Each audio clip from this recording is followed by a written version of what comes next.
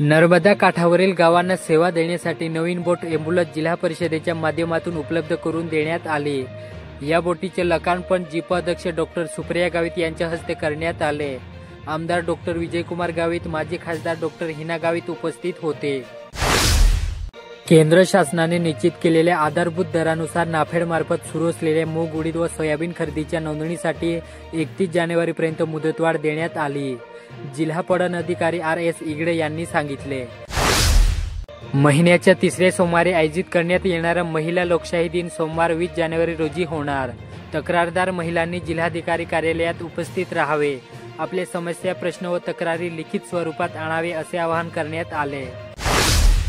नंदुरबार जिल्हा अंतर्गत विविध पोलीस ठाण्यांतर्गत घडलेल्या घरफोडीच्या गुन्ह्यातील आंतरराज्यातील टोळीतील 5 संशयितांना LCBच्या पथकाने मध्य प्रदेश राज्यातून ताब्यात घेतले असून त्यांच्याकडून सुमारे 23,34,000चा एवज हस्तगत करण्यात आला।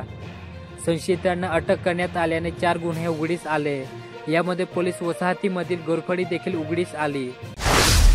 शहादा येथे अल्पवयीन मुलीस पळवून नेल्याप्रकरणी शहादा पोलिसात गुन्हा दाखल करण्यात आला। गुजरात राज्यात जेरबंद करण्यात आलेला बिबट्या सोडण्यासाठी गुजरात वन विभागाचे पथक बोटीद्वारे मणिबेली शिवारात आले। त्यांना स्थानिकांनी हुसकावून लावले। याबाबतची चौकशी करावी अशी मागणी स्थानिकांनी केली। शनिवारी पंतप्रधान नरेंद्र मोदी यांच्या हस्ते देशभरात 50 लाख मालमत्ता पत्रकांचे आभासी वितरण केले जाणार असून त्यात नंदुरबार जिल्ह्यातील 29 गावांचा समावेश आहे। ट्रॅक्टर काढण्यासाठी अडचणीत येत असल्याने दुसऱ्याच्या घराजवळ लावलेली सिमेंटची पत्रे उचलून बाजूला केल्याने एकाच्या गालावर ब्लेडने वार करून जखमी केल्याची घटना नंदुरबार तालुक्यातील नवागाव येथे घडली। नंदुरबार तालुका पोलीस ठाण्यात दिलेल्या फिर्यादीवरून गुन्हा दाखल करण्यात आला। नंदुरबार तालुक्यातील धानोरा मार्गाने नंदुरबार ते खांडबारा बसफेऱ्या सोडण्याची मागणी होत आहे। यामुळे विद्यार्थी तसेच नागरिकांच्या अडचणी दूर होणार। नंदुरबार बाजार समितीत गव्हाची आवक अजूनही सुरू आहे, मात्र गव्हाची आवक कमी असल्याने गव्हाच्या दरात चांगली तेजी पाहायला मिळत आहे। गव्हाला 2,600 ते 3,100च्या दर मिळत आहे। गेल्या 2 दिवसांपासून ढगाळ वातावरण निर्माण झाले, त्यामुळे थंडी गायब झाली असल्यामुळे चणा, गहू पिकावर प्रभाव पडण्याची शक्यता, त्यामुळे शेतकरी चिंतेत पडले। नंदुरबार जिल्ह्यात सध्या रब्बी हंगामातील पिके बहरली असून पिकांना नियमितपणे पाणी देण्यासाठी शेतकऱ्यांची धडपड होत आहे। कधी दिवसा तर कधी रात्री वीज पुरवठा होत असल्याने शेतकऱ्यांना शेतातच मुक्काम ठोकावा लागतं। त्यातच वारंवार वीज पुरवठा खंडित होत असल्याने शेतकरी त्रस्त झाले। याकडे राज्य सरकारने लक्ष देण्याची मागणी होत आहे।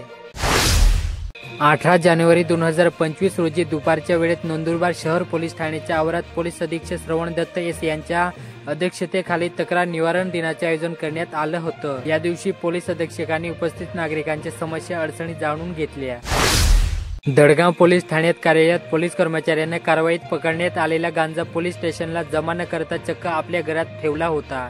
घटनेची माहिती प्राप्त झाल्यावर दडगाव पोलीस कर्मचाऱ्यांच्या घराची तपासणी केली असता पहाटेच्या वेळेत 4 वाजता 900 ग्रॅम वजनाचा गांजा मिळून आला। या प्रकरणी दडगाव पोलीस ठाण्यात सदर पोलीस कर्मचारी विरुद्ध गुन्हा दाखल करण्यात आला।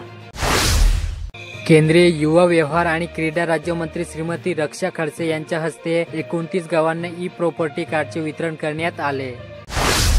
17 जानेवारी रोजी दुपारी अटल बिहारी वाजपेयी सभागृहात पक्ष निरीक्षक नानासाहेब महाले यांच्या अध्यक्षतेखाली महत्त्वाची बैठक संपन्न झाली। या बैठकीत इच्छुक उमेदवारांनी जिल्हाध्यक्ष पदासाठी मुलाखती दिल्या आहेत।